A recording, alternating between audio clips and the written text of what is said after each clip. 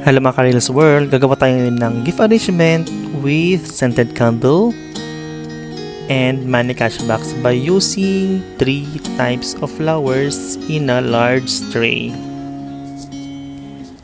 So ito po yung ating unang flower, yan po ay Gelbarana white color with touch of black.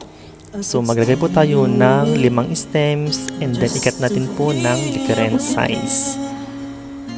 So with this arrangement po, gawin po natin isang side lang po yung paglagyan natin ng ating flower arrangement po para po malinsignan yung ating gift arrangement. And then yung next na flower, ito naman po ay tulip na purple color. So maglagay po tayo ng 5 stems din po and then different size.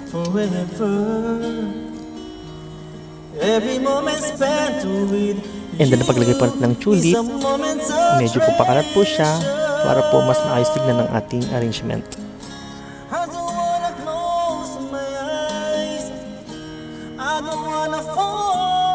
And then yung next na flower, ito naman po ay green na amimahos. So maglagay po tayo ng 3 stems. Yung isa po sa bandang gitna niya, yung isa sa bandang likod na mas mataas ng konti, at yung isa sa bandang baba din po niya.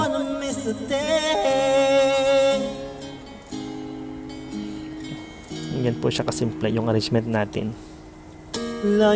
And then yung next, maglagay po tayo ng maliliit po na stone. So yung itong stone po ngayon po ay grinded po siya, kaya tiny stone po siya ngayon. So white color, and then sa buong paligid po ng arrangement po para pumatakpan po yung buong tree niya. So para hindi po makita yung green na foam sa loob ng ating tree arrangement. And then check po natin mabuti para po matanggan po lahat-lahat ng white na stone.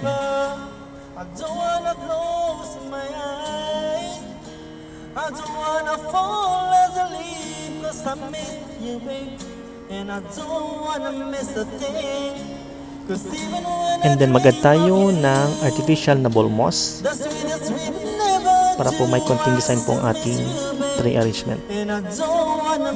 And then yan po ay wire po siya, so lagyan natin ng wire yung ball moss para po hindi siya kagalaw pagkakunin ng ating client. So ito po ang ating tree arrangement by using 3 types of flowers of Gelbera white, green amimahos, and purple tulip with money cash box and scented candle for gift. Hope you enjoyed. Thanks for watching.